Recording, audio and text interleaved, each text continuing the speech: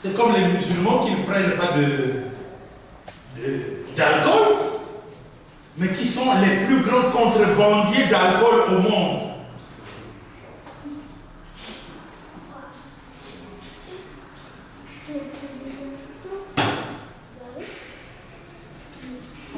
Regardons le monde. Vous allez vous rendre compte que dans les pays musulmans, il y a plus de prises de drogue. C'est curieux. Mais la drogue et l'alcool, qu'est-ce qui est plus fort et plus nuisible? Alors donc, arrêtez ces histoires là, frère. Vivez votre vie librement. Mais votre spiritualité, travaillez pour votre spiritualité. Et croissez en esprit.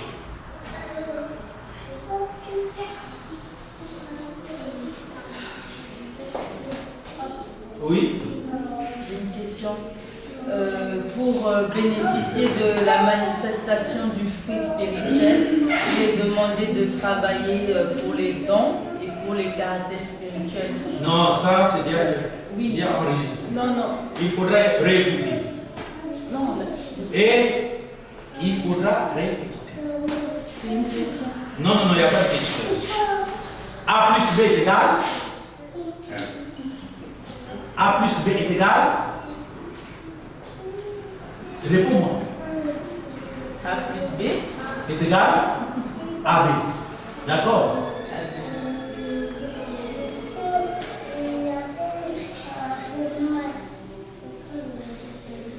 Ça avait été dit 4 fois.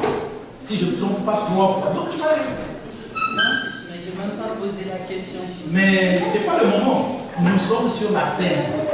Ne t'en fais pas, maman. On arrivera là. Tu veux dire quoi? Pose ta question. La question c'était quelle méthode est-ce qu'il suffit simplement de lire les textes qui ont été recommandés ou est-ce qu'il y a autre chose en plus? C'était ça. Il a été demandé qu'il faille travailler pour les dons et les caractères spirituels afin d'obtenir la manifestation du fruit spirituel. Donc la question c'était comment faire ce travail? Est-ce qu'il suffit simplement de lire les textes qui ont été recommandés ou Non. Je n'ai pas dit qu'il faut lire les textes. J'ai dit aspirer aux dons spirituels. N'est-ce pas? Pour les caractères, il est dit faites tous vos efforts pour joindre à la foi. Et cela va produire les fruits spirituels.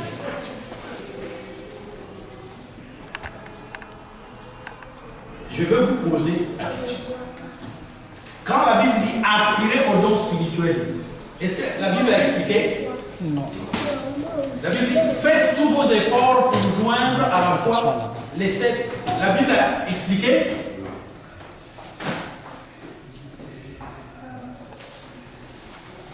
Aspirer. Tu vois, aspirer, c'est ça qu'on appelle aspirer. C'est faire venir à l'intérieur ce qui est à. Alors, je vous avais dit, quand on est rempli du Saint-Esprit, c'est comme une marmite pleine d'eau froide sur une gazinière. Quand on est rempli de feu, la marmite va se mettre en bouillonnant, vous saurez ce qu'il y a à l'intérieur. Comment les gens ont-ils éprouvé la réjouissance et la joie du Saint-Esprit quand on leur a prêché la parole?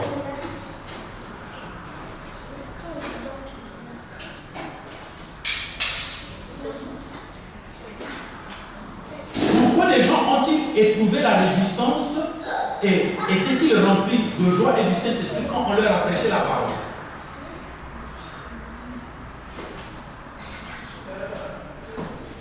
Parce qu'ils ont aimé ce qu'on leur a dit.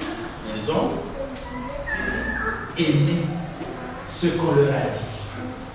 Et quand la persécution est arrivée contre ceux qui leur disaient la bonne nouvelle, ils s'en sont réjouis et il était rempli de joie et du Saint-Esprit. Comment se sont-ils réjouis et étaient-ils remplis de joie et du Saint-Esprit? Eh bien, Dieu a tout simplement regardé leur cœur et il a envoyé le Saint-Esprit.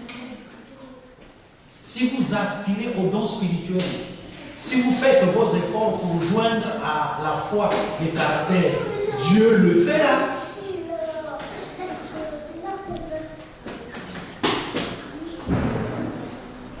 Et plus vous allez marcher en accomplissant les dons spirituels et vous allez vivre les caractères spirituels, vous verrez que le Saint-Esprit va produire l'amour, la joie, le bonheur, la patience. Vous comprenez?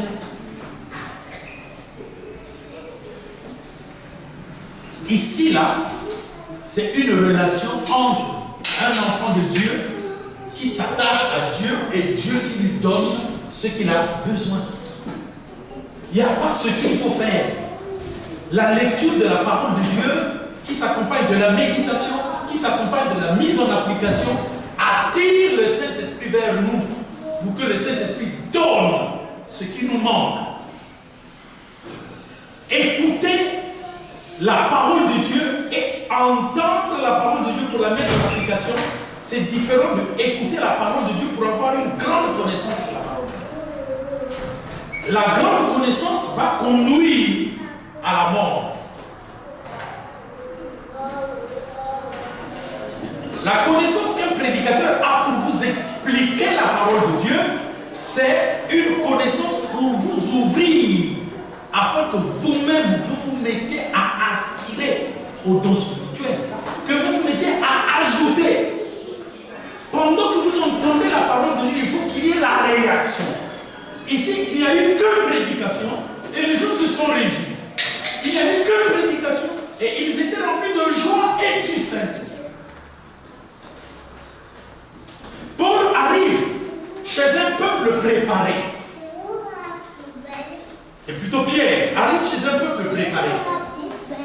Il prêche quelques minutes et les gens sont remplis du Saint-Esprit et ils parlent en langue et ils glorifient Dieu.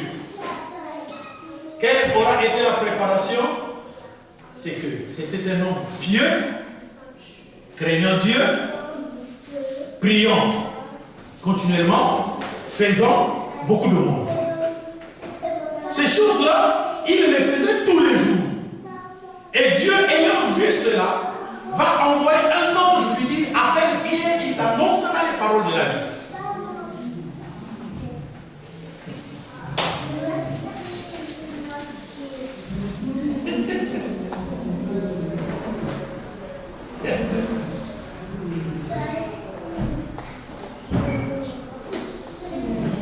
Vous savez, il y a un piège que le diable aime nous tendre. Les gens aiment tout dire. Ma soeur, la seule chose qu'un prédicateur ne peut pas vous prêcher, c'est comment Dieu enverra-t-il quelque chose en vous. Vous aimez qu'on vous prêche. Il y a des choses qu'on ne peut pas prêcher. Il y a des limites. Là, il y a prédication d'une bonne parole. Les gens sont en train de se réjouir. Mais d'où prévenir la réjouissance? C'est Dieu. On chasse les prédicateurs, ils sont remplis de joie et du Saint-Esprit. Vous savez pourquoi? Parce que, comme la circonstance a prévu qu'on chasse les prédicateurs de l'évangile, eh bien, Dieu va remplacer à la prédication de l'évangile quoi? Quoi? Hein?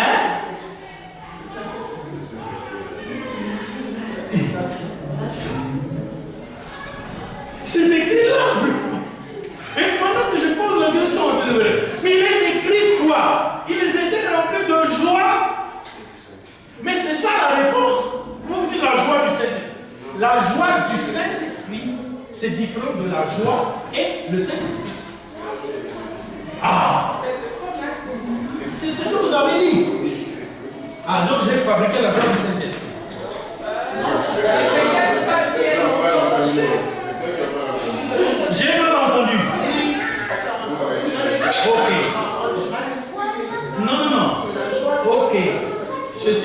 j'ai mal entendu.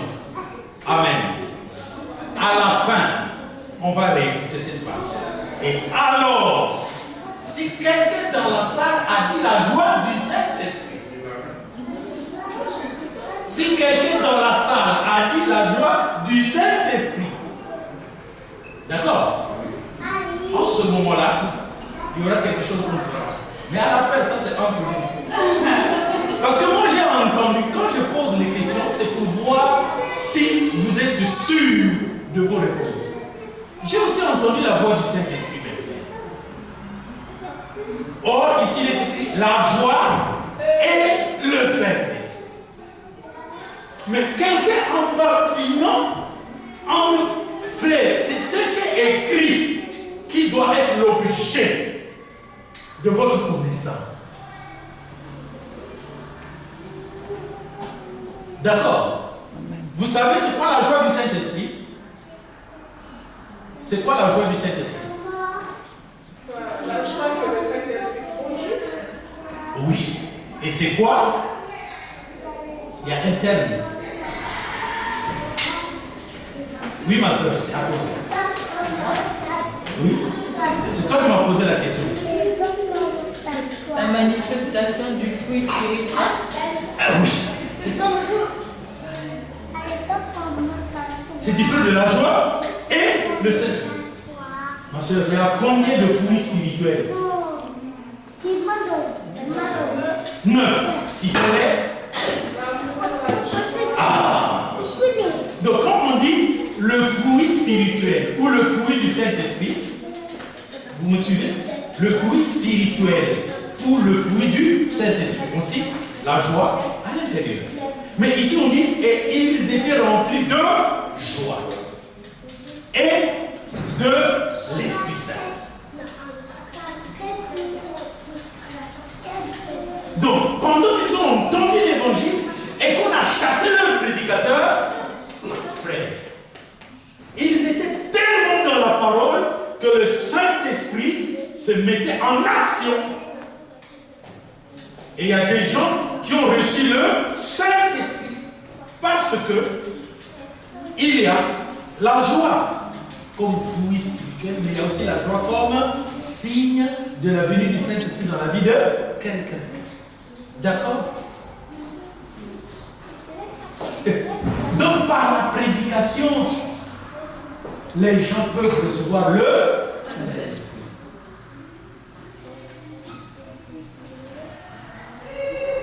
Comment doit-on faire pour recevoir le Saint-Esprit par la prédication?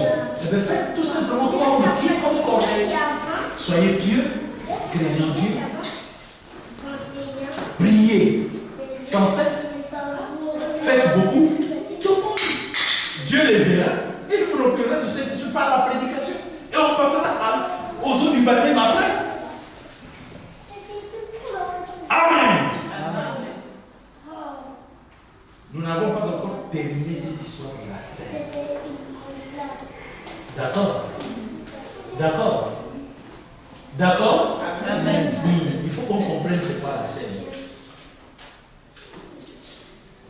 C'est pour devenir comment? Meilleur. Que Dieu vous bénisse.